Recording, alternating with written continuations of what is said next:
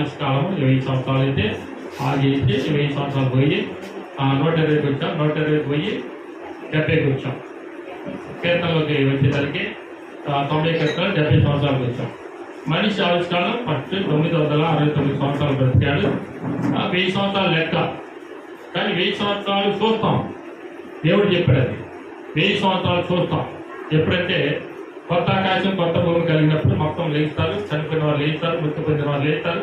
మృతులు సంవత్సరం అప్పు చెప్పింది, భూమి అప్పు చెప్పింది. యెషయా గ్రంథంలో భూమి అప్పు చెప్పింది, సంవత్సరం అప్పు చెప్పింది. ఎక్కడెక్కడ చనిపోయిన వారు మొత్తం ఆ ఎముకలతో కూడా మొత్తం శరీరాలతో లేస్తారు. ఆయన పాదాలకి రావాలిగా, ఎందుకంటే లేఖను నెరవేరాలి. లేఖను ఏం రాశాడు? ప్రతి మోకాలు నా ముందు వంగాలన్నాడు. యెషయా గ్రంథం చూడండి, మీకు అర్థమైంది. యెషయా గ్రంథంలో 37వ అధ్యాయం చూడు. 37వ అధ్యాయం 3వ వచనం. చదువు.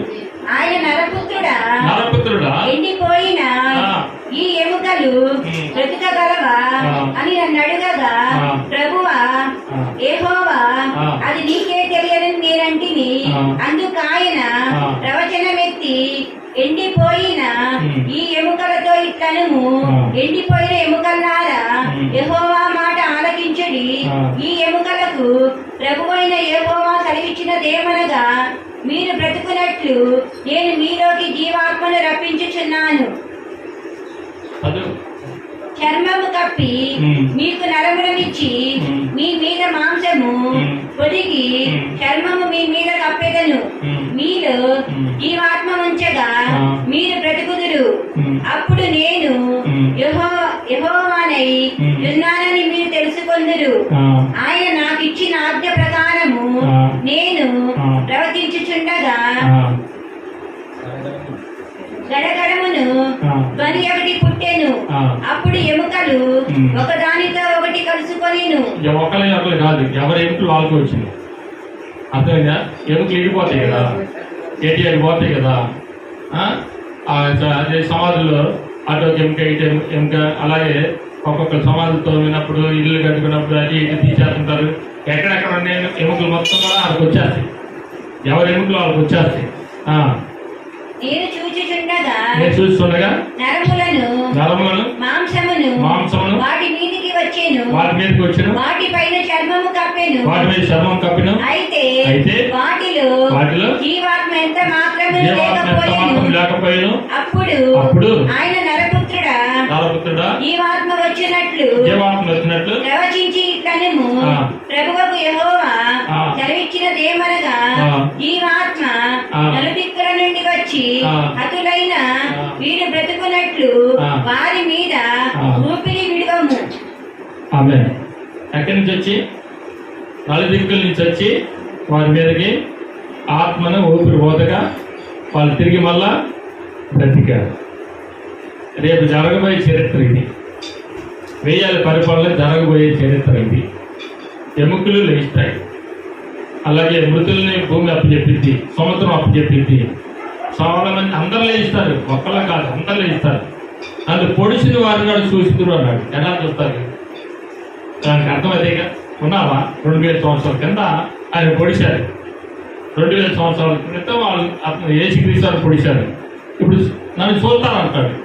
ఎలా చూస్తారు? దానికి అర్థం ఏంటి? అది లేస్తారనేగా. అది అంటే దేవుడు మాట ఏది నిరార్థకం కాదు. రివర్స్ అంటే రిపీట్, అంతే రిపీట్. భూమి రిపీట్ అవుతుంది అంటే భూమి మళ్ళా వస్తుంది, కొత్త భూమి కొత్త ఆకాశం వచ్చింది. ఎప్పటికప్పుడు ఇది రిపీట్ ఏమో అనుకుంటున్నాను నేను. ఇప్పుడు నీళ్ళతో ముంచేశాడు.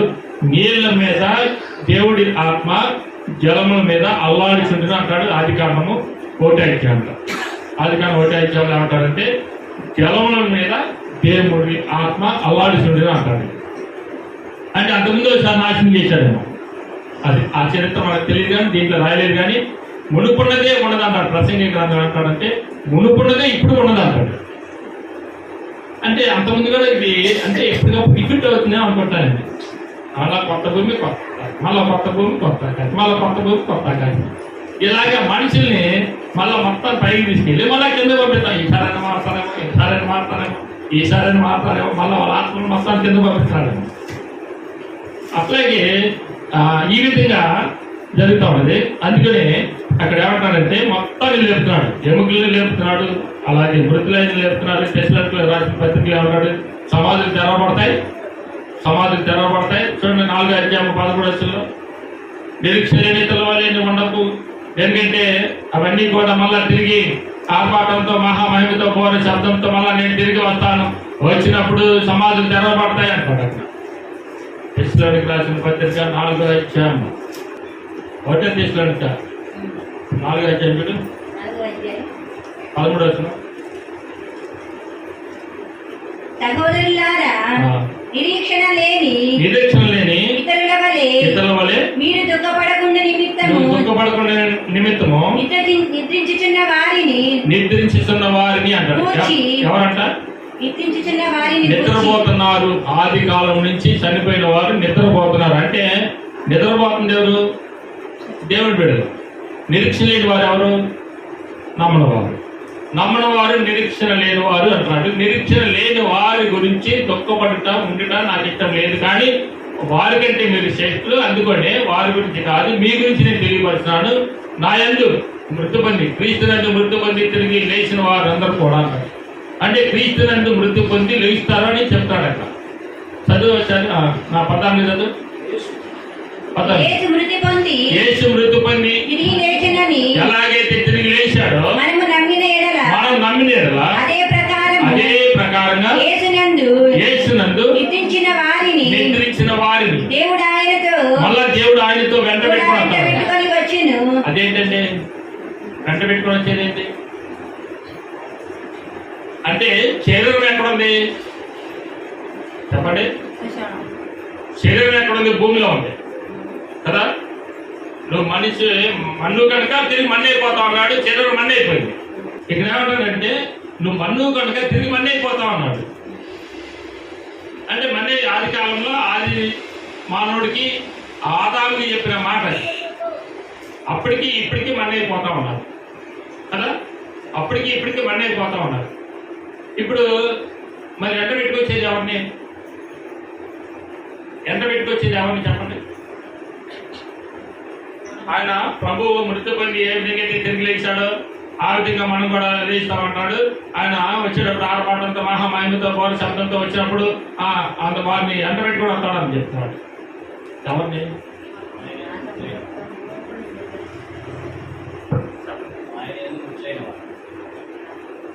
అంటే అదే మృతులైన వారిని,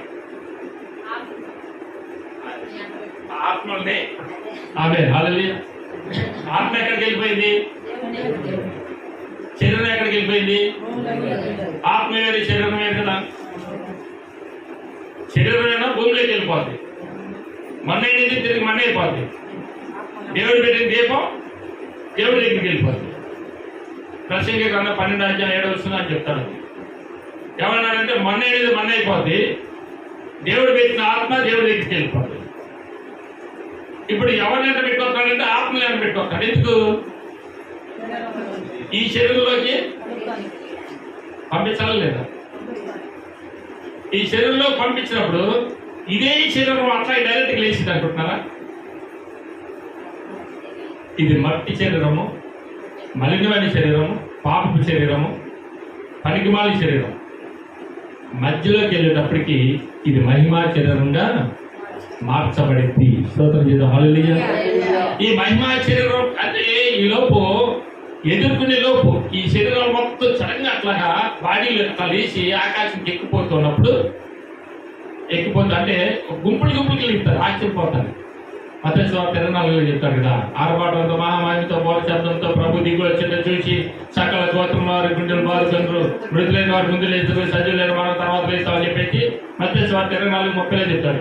అంటే ఇప్పుడు వీళ్ళు లేస్తా ఉన్నప్పుడు ప్రతి నేత్రం చూసిస్తారు కదా. చూసినప్పుడు ఏమంటారు చెప్పండి? గుండెలు బాదుకురా, రామారాయణ నాలుగు బట్టి చెప్తున్నాడు, కొత్తలు 8 సంవత్సరాల బట్టి ప్రకటిస్తున్నాడు, వాళ్ళు వెళ్ళలేదు, ఇప్పుడు ఏం చేస్తారు అంటారు. ఏం చేసినా ఉపయోగం లేదు కదా. ఉందా? ఉపయోగం ఉందా? దీపం ఉండగానే ప్రభు అని చెప్పాడు కదా, ప్రాణం ఉండగానే ఈ ప్రభుని వేడుకో అంటాడు. అంటే దీపం ఉండగానే ఇల్లు సాకు పెట్టుకోవాలి, ప్రాణం ఉండగానే ప్రభుని పెట్టుకోవాలి. ఈ లెక్కన మనం చూసినట్టయితే ప్రభు ఆత్మని ఎంట పెట్టుకుని వస్తాడు, శరీరాలు పైకి లేస్తున్నాయి, గుంపులు గుంపులుగా లేచి సమాజం మొత్తం తెరవబడుతున్నాయి, సమాజం మొత్తం తెరవబడితే గుంపులు గుంపులు పైకి లేస్తూ ఉంటాయి. లేచినప్పుడు సడన్గా ఆత్మ వచ్చేసరికి ఈ శరీరంలో జరబడేటప్పటికి, ఈ శరీరంలో ప్రవేశించేటప్పటికి ఏం జరిగిందంటే ఎమ్మటి మహిమా శరీరంగా మార్చబడింది. ఎప్పుడు మహిమా శరీరం? అవ్వ ఆదాములు మొదట్లో ఉన్న శరీరం పాపం చేసిన తర్వాత అది పాప శరీరం అయిపోయింది. కానీ అవ్వ ఆదాములు ఎన్నో సంవత్సరాలు దేవుడితో ఆడుకున్నారు, దేవుడితో నివసించారు. సాయంకాల సమయంలో ప్రభు వారు వస్తే ఆయన 2 సంకల చెరువులను ఎత్తుకొని ఆ ఏదోని తోటంతా తిప్పారు. అలా రేపు మనం చెప్పబోతున్నాడు. ఆ సంతోషం అందరికీ కలిగింది గాక, మన గ్రామానికి కలిగింది గాక, మన ప్రజలకి అందరికీ ఆ సంతోషం ఉండింది గాక. నిజంగా అలాగే నమ్మకం, విశ్వాసం ఉండాలంటే, విశ్వాసంతో నువ్వు ఉంటే ఎప్పటికైనా విడిచిపెట్టాలి. కానీ మన తరం వారే చూస్తారంటున్నాడు ఒక భక్తుడు, యూట్యూబ్లో పెట్టాడు. అన్న ఇది నాకు డౌట్గా ఉంది. ఎందుకంటే ఒక పక్క నుంచి జలపాతంతో జపాను, అలాగే ఐలాండ్, కొన్ని దేశాలు కొట్టుకుంటూ వస్తుంది. జలపాతంలో మునిగిపోతున్నాయి. అమెరికా కూడా మునిగిపోయింది, చాలా చోట్ల అంటే మునిగిపోతా ఉంది. మరి జలపాతం నేను మునిగిపోతామంటే ఆయన చెప్పినవి మొత్తం జరుగుతున్నాయి కదా, సునామీలు, అలాగే జలపాతం. పైనుంచి అగ్ని వర్షంగా కూర్చుంది ఒక దేశంలో, అగ్ని వర్షంగా కూర్చుంది ఒక దేశంలో. అలాగే మడుగులు మన పట్టాయి, పెద్ద పెద్ద మడుగులు ఎక్కువ పడ్డాయి. కార్ల మీద పడితే కార్లు మొత్తం పటాపంచులు, అద్దాలు ఇంత పగిలిపోయి కిందకి అప్పించాయి. మడుగులు అంటే ఐస్ గడ్డలు పడ్డాయి పైనుంచి. ఇలాంటి ఎన్నో జరుగుతాయి. వీటన్నిటిని పెట్టి దృష్టిలో పెట్టుకుని ఒక ఆయన ఏం రాస్తాడంటే, మన తరం వారు ఇప్పుడు మనమే చూడబోతున్నామేమో అన్నాడు. అంటే చూస్తామేమో అన్నాడు. అంత తొందరగా ఉంది. ఎంత సంతోషం కదా. దేవుడు నాకు ఇచ్చిన వాగ్దానంగా నేను వచ్చే వాటికి అంటారు. తిమ్మతి రాజు 4:12 నుంచి నేను వచ్చే వరకు హెచ్చరించండి ఎందు, బుద్ధి చెప్పడు ఎందు, ప్రవచించడు ఎందు, ప్రార్థించడు ఎందు, ఎడతెగక నువ్వు ప్రార్థన చెయ్యి అన్నారు. అలాగే నాకు ఇచ్చిన వాగ్దానం, అది ఇచ్చిన వాక్, అది ఫస్ట్ నన్ను బలపరిచిన వాక్యం అది. నువ్వు మట్టికి భయపడబోతాను. ఇలాగే చూసినట్టే ప్రభువారు చెప్పిన మాట ఏది కూడా నిరార్థకం కాదు. ప్రభువారు వచ్చే విషయం చెప్తున్నాడు. అలాగే ఆది కాలం నుంచి మనం చూసుకుంటున్నాము. ఈ భూమి ఎలా చెప్పించబడింది, స్త్రీ ఎలా చెప్పించబడింది, ఇంతకుముందు ఆవిషంత, ఇప్పుడు ఆవిషంత ఎలా తగ్గుతా వచ్చింది.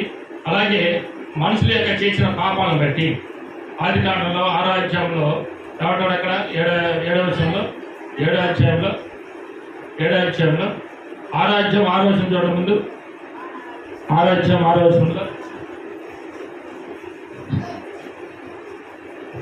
తాను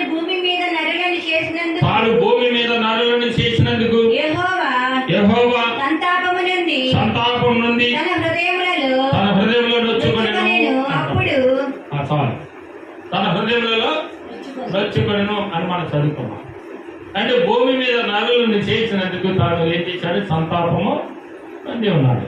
అయ్యా ఎందుకు చేశాను బాబు, వీళ్ళు నీతిగా బ్రతుకుతారు, మంచిగా బ్రతుకుతారు, మంచి మాటలతో మంచి జీవితాన్ని జీవించి ఉపయోగకరంగా ఉంటారు, నన్ను స్తుతిస్తారు, కనపరుస్తారు. భూమి మీద పరలోకంలోనే కాదు, భూమి మీద కూడా నాకు మహిమ వచ్చిందని చెప్పేసి నేను వీరిని చేసుకుంటే వీరేంద్ర బాబు చెడిపోయి ఇలాగే తయారయ్యారని చెప్పేసి చాలా నొచ్చుకొని బాధపడతా ఉంటాడు.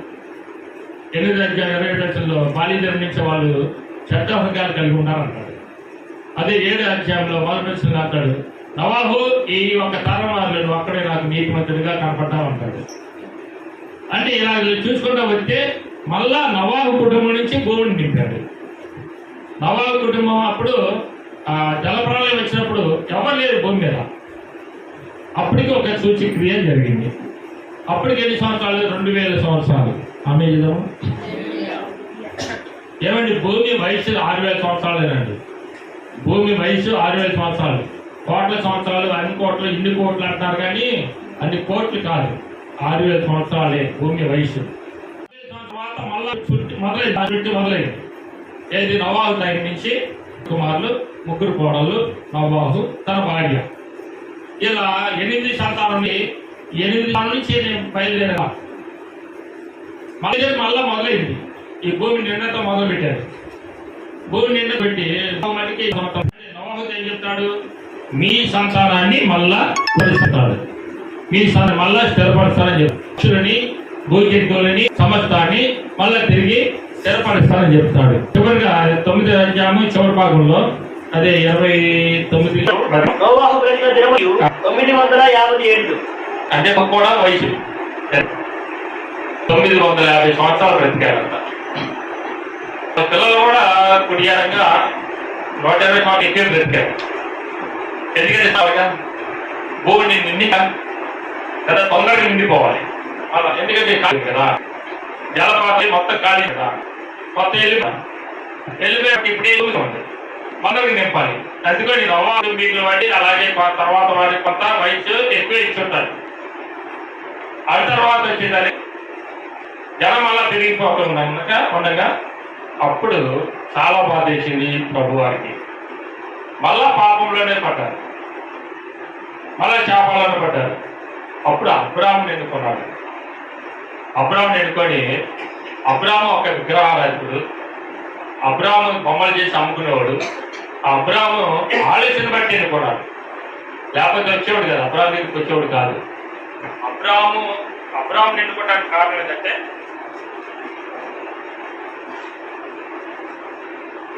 అబ్రాహాము ఎన్నుకోవడానికి కారణం ఏంటంటే అబ్రాహాము ఆలోచనలో పడ్డాడు. ఎలా ఆలోచన పడ్డాడంటే,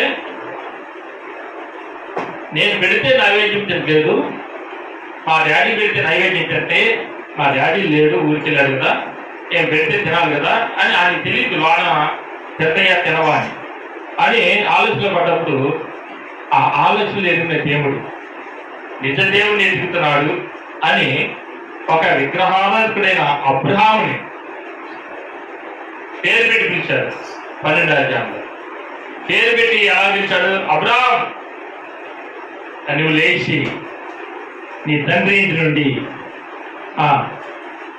నీ దేశం నుండి బంధువుల యొద్ద నుండి నీ బంధువుల యొద్ద నుండి తండ్రి ఇంటి నుండి బయలుదేరి నేను నీకు చూపించే దేశంలో వెళ్ళుము నిన్ను గొప్ప జనముగా చేసి. అప్పుడు మళ్ళా తిరిగి అబ్రహాం నుంచి మళ్ళా గొప్ప జనాన్ని ఎన్నుకోవాలని చూశాడు. అంటే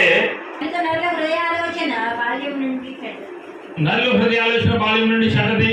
నేను ఇప్పుడైతే ఏ విధంగా అయితే జలప్రలయాన్ని తెప్పించి ప్రజలందరినీ నాశనం చేశానో, జలప్రలయంలో కొట్టుపోయేటట్టు చేశానో, ఆ ప్రకారం ఇక నేను చెయ్యనని వాగ్దానం చేశాడు. అందుకని ప్రపంచం మొత్తం ఒకేసారి జలప్రలయం రానియలేదు. ఎట్లా పంపిస్తున్నారు చెప్పండి? ఓ పక్కన చేసి తుడుచుకుంటూ వస్తుంది, కానీ అప్పుడు ప్రపంచం మొత్తం వచ్చింది, భూగోళం మొత్తం వచ్చింది జలప్రలయం, మొత్తం తుడిచిగా వెళ్ళిపోయారు. ఎందుకని మన రోగిలాస పద్ధతిలో చూస్తున్నాం. ఏమని మరీ ఘోరంగా పాపం తయారైపోయింది. పురుషులు అలాగే స్త్రీలు అలాగే వ్యభిచారం పెరిగిపోయి ఇష్టానుసారం బ్రతకడం, తన జీవితాలు నాశనం చేసుకోవడం. అందుకని పాపం విస్తరించింది కాబట్టి ఆ జలప్రలయంతో మొత్తం తుడిచిపెట్టాడు, భూమిని శుద్ధి చేశాడు. తర్వాత నోవాహు టైం నుంచి మళ్ళీ లేవనెత్తాడు, బలపరిచాడు, మళ్ళా తిరిగి జనాన్ని అభివృద్ధి పరుచుకుంటూ వచ్చాడు. అందుకని అక్కడ ఏమంటానంటే, ఇప్పుడు చేసిన ప్రకారంగా నేను చెయ్యను. ఇదే మీకు ఆనవాళ్ళు. ఏంటి ఆనవాళ్ళు అంటే, భూమి నిలిచినంత వరకు వెనకాలమును కోతకాలమును శీతోష్ణములు. ఏ కాలము? ఎతకాలమును కోతకాలమును. అంటే ఎదరెడతారు విత్తనాలు. కోతకాలమును శీతోష్ణములను, వేసవి శీతాకాలములను, రాత్రి పగులను ఉండక మానవని. అంటే రాత్రి పగులు ఉంటాయి. అంటే జలప్రలయంతో రాత్రి పగులు కొట్టుకోలేదు. అలాగే ఎంతకాలం ఉంది అంటే విత్తనాలు అంటే టైం ఉంటుంది. కోతకాలం ఉంటుంది అంటే పంట కోసే కాలం ఉంటుంది. అంటే బ్రతికాలి మనుషులు, అంటే పంటలన్నీ ఉంటాయి, అన్నీ ఉంటాయి. ఇంతకుముందు ఏం జరిగిందో అదే ఉంటుంది. ఎంతమంది ఎలా పండిస్తున్నారో, ఎలా తిన్నారో, ఎలా బ్రతికారో, ఎలా జాబ్ చేస్తున్నారో, ఎలా సంపాదిస్తున్నారో, ఎలాగ కూడ పెట్టుకున్నారో అన్నీ ఉంటాయి. ఇంత క్లియర్గా చెప్పేది బయలుదేరండి. అదే నాకు సంతోషం. తెలుసుకోవడం దీన్ని నమ్మాలంటే ఎందుకు నమ్మాలంటే ఇదే ఇంటికే నమ్మాలి. క్లియర్గా చిన్న పాయింట్ కూడా చెప్పింది బైబిల్ చిన్న పాయింట్తో సైతం చెప్పింది. ఇంకా కోతకాలం చెప్తుంది, ఎదకాలం చెప్పింది, అంటే పంటలు తినే టైం చెప్పింది, మళ్ళీ ఎలా వస్తే చెప్పింది, నువ్వు ఎలా బ్రతకాలో చెప్పింది, ఎలా జీవించాలో చెప్పింది, నీకు ఎలా పని కల్పించాలో చెప్పింది.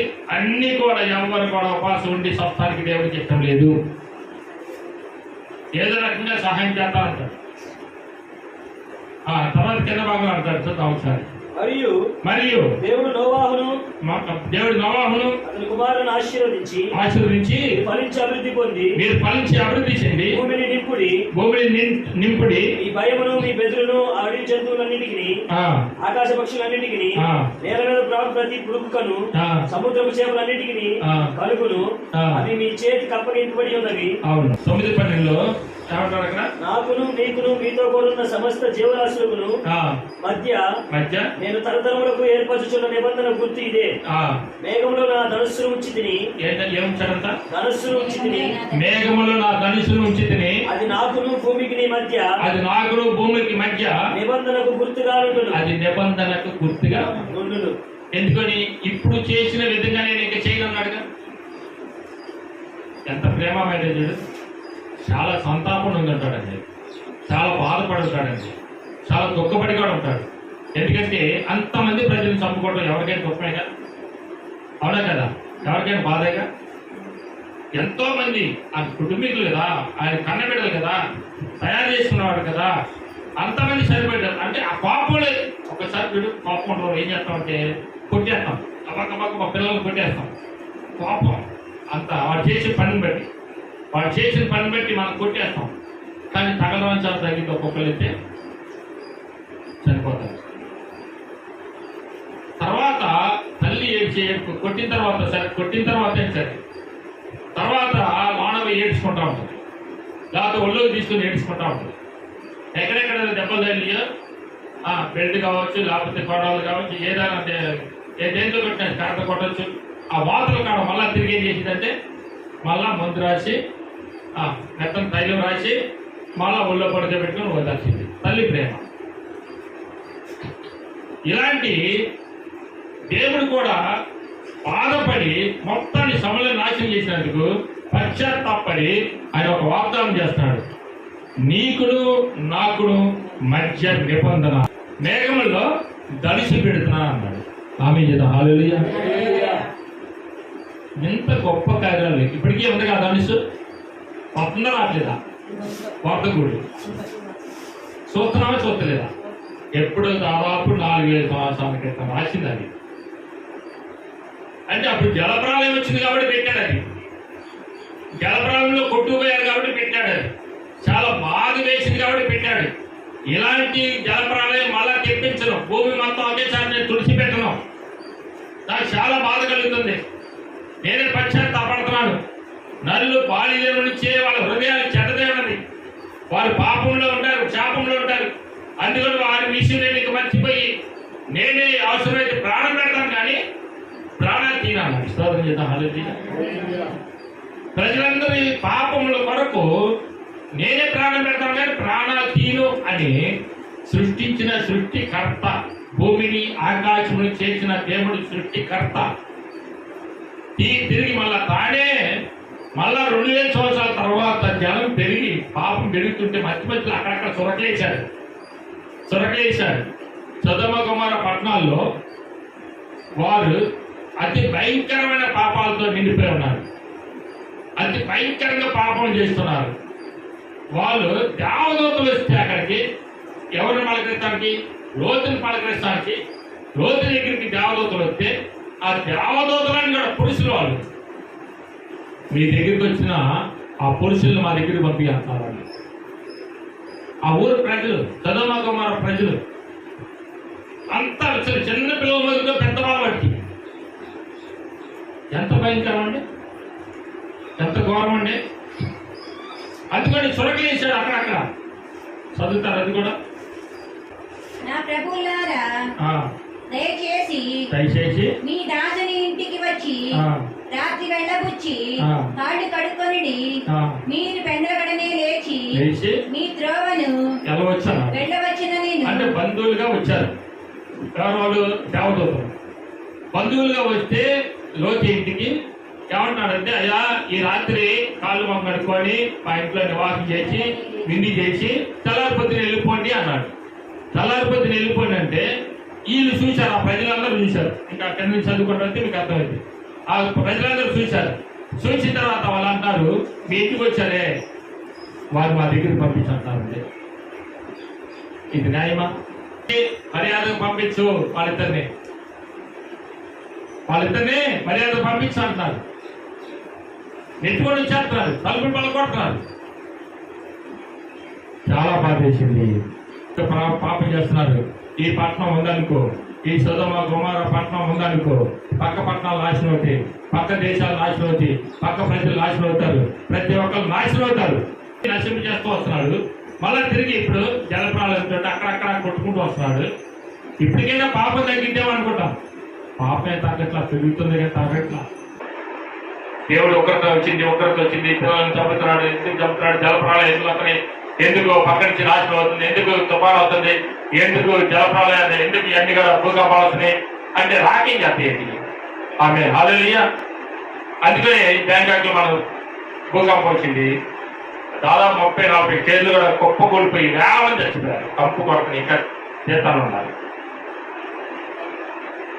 అంటే దేవుడు అన్యాయస్తుడు కాదు. ఎక్కడ పాపం విస్తరిస్తుందో అక్కడ ఖచ్చితంగా ఆయన శిక్షగా ఉంటుంది. మన దేశం చాలా పుణ్య దేశం. ఇంకో మాట చెప్పాలంటే మన రాష్ట్రం ఇంకా మంచి రాష్ట్రం. అది దేనికి తెలిసే భక్తి ఎక్కువ, దేనికి తెలిసే ప్రార్థన ఎక్కువ. మన గుంటూరు జిల్లా అంటే మనకి అసలు చాలా మందికి చాలా ఇంట్రెస్ట్. ఎక్కడెక్కడ మొత్తం మన గుంటూరు జిల్లా రావడానికి ఇష్టపడతారు. ఎందుకో తెలుసా? ప్రార్థనలు ఎక్కువ, భక్తి ఎక్కువ. మనకి చాలా భక్తి ఉంది కాబట్టి దేవుడు నాశనం చేయకుండా చాలా చక్కగా కాపాడుతూ వస్తున్నాడు. కొన్ని దేశాలు కొట్టుకుంటూ వస్తున్నాడు. అందుకని ఇక్కడ మళ్ళా తను అంటున్నాడు, ఏమంటాడంటే నేను ఇక్కడ సంపను కానీ నేనే ఒక సూచన చూపిస్తాను. మళ్ళా 2000 సంవత్సరాలు అయింది, మళ్ళా పాపం ఎదుగుతుంది, విస్తరిస్తుంది. నేననే వెళ్తే మంచిదని చెప్పేసి యెషయా గ్రంథంలో 14వ అధ్యాయంలో 7వ వచనంలో ఏమంటాడు? అక్కడ ఏమంటాడు? మళ్ళా 2000 సంవత్సరాలు దాటిపోతుంది, అందుకని తానే ఒక సూచన చూపును అంటాడు. ఫస్ట్ సూచన ఏంటి? జలప్రలయం. రెండవ సూచన ఏంటి? చూడండి ఏమంటాడు అక్కడ 7:14 యెషయా గ్రంథంలో. కాబట్టి తానే ఒక సూచన చూపును ఆలకించుడి. కన్యక గర్భవతి కుమారుని కనుడు, అతనికి ఇమ్మానుయేలు పేరు పెట్టును. ఏమండి? ఈ మాట యేసుక్రీస్తు వారు పుట్టక మునుపు 750 సంవత్సరాల క్రితం రాశారు ఈ మాట. కన్యక అంటే దానికి అర్థమైంది పురుషుని ఎరగందని అర్థమా, లేకపోతే ఇంకేమన్నా చెప్పండి. మనం ఇద్దరం చాటుకి వెళ్ళాం బ్యాంక్ కాడికి. ఒక పేపర్ రాసేవాడు ఉన్నాడు. పేపర్ రాసేవాడు అన్నాడు వాడు, అమ్మ మీ ఇద్దరు భార్య పడతలేనా అన్నాడు. అవునంటే మాకు రాసి రైటింగ్ రాదు కదా, అకౌంట్ ఓపెన్ చేయడానికి అప్లికేషన్ పూర్తి చేయాలి కదా. ఆ పక్కన ఒక 40 రూపాయలు తీసుకుంటాడు. లాస్ట్ 40 రూపాయలు బ్యాంక్ పక్కన ఒకరిని పెట్టారు. వాళ్ళకాడ కమిషన్ ఉంటాయేమో బ్యాంక్ వాళ్ళకి. వాళ్ళు అంటాడు, అమ్మ నువ్వు బొట్లేదేంటి అన్నాడు. లేదంటే దేవుడు నమ్మకం అంటే బొట్లు లేకపోతే ఇది సాంప్రదాయ ప్రకారంగా మనిషి భర్త చనిపోయాడమ్మా అన్నాడు. నేను అమ్మటాను ఆ బొట్టుంటే నేను చచ్చిపోయాడు, బొట్టు లేదు కాబట్టి నేను బ్రతుకున్నాను అన్న. స్తోత్రం చేయదు హాలెలూయా. ఆ బొట్టుంటే నేను చచ్చిపోయానండి అన్న. అదేంటి అన్నాడు. నేను బొట్టు పెట్టుకున్నంత కాలం నేను తిరిగిన గుళ్ళు, తిరిగిన దేవుళ్ళు, తిరిగిన దేవతలు లేరు, అన్ని దేవుళ్ళు తిరిగాను. సావులోకి వచ్చాను, మంచాలు పడ్డాను, బయట కుక్కమని మంచంలో పడికే పెట్టి నన్ను చూశారు. దాదాపు 10 రోజులు చచ్చిపోతాను అనుకున్నాను. అందులోకి క్రైస్తవులు ఎవరో వచ్చేసి నన్ను చర్చికి వెళ్ళి బ్రతుకుతామంటే బ్రతికాను. నేను చర్చికి వెళ్ళగా లేచి కూర్చున్నాను. నేను అదే బొట్టు పెట్టుకోండి మళ్ళీ తెచ్చేవాడిని. బొట్టు పెట్టుకోలేదు కాబట్టి బ్రతుకున్నాను. ఇప్పుడు మంచిదాకా చదువుతాను ఈ వంద అయితే వాళ్ళ ఎందుకు ఇప్పుడు ఎందుకు తర్వాత మళ్ళీ వస్తాం అప్పుడు పెట్టుకుందాం ఎందుకంటే ముందు కాగితాలు పూర్తి కావాలి అకౌంట్ ఓపెన్ చేయాలి ఆయన అగ్ని సంపద కరెక్ట్ కదా ఏది కరెక్ట్ కదా నేను బ్రతుకున్నానంటే దానికి అర్థం చెప్తున్నా కదా నీకు ఆ బొట్టు పెట్టుకుంటే నేను చచ్చేవాడిని బొట్టు పెట్టుకోలేదు కాబట్టి నేను బ్రతుకున్నాను అని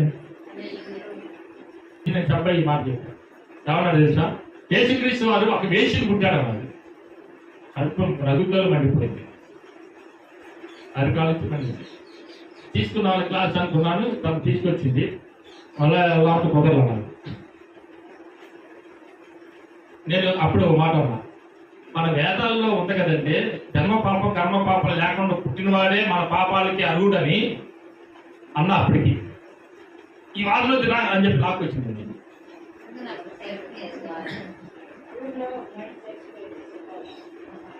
ఇప్పుడు ఏం చెప్పాలి ఇంకా జన్మ పాపం కర్మ పాపం లేని వాడైతేనే నీ పాపాలు కొట్టివేయడానికి అర్హుడు ఇప్పుడు ఎప్పుడు రాశాడు అది ఆ గ్రంథం ఎప్పుడు రాశాడు యేసు క్రీస్తు అప్పటిక మునుపు 750 సంవత్సరాల క్రితం రాశాడు ఏమని రాశాడు ఒక కన్యక గర్భం ధరించి కుమారుని కంటది అతనికి ఇమ్మానుయేలు అని పేరు పెట్టను ఇమ్మానుయేలు అనగా దేవుడు నీకు తోడై ఉన్నాడు అంటే ఇమ్మానుయేలు అనగా దేవుడు ప్రజలను పరిపాలించేవాడు ప్రజలు పాపం నుంచి విముక్తి కలిగించేవాడు ప్రజల యొక్క పాపాలు తీసివేసి పరలోకం చేర్చగలిగే దేవుడు ఆయన ఇదిగో రక్తము మాంసము ఇవన్నీ కూడా పాపంలో పుట్టడు ఒక కన్యకకు పుడతారని క్లియర్ గా రాశాడంటే అది మొత్తాన్ని రాస్తే అని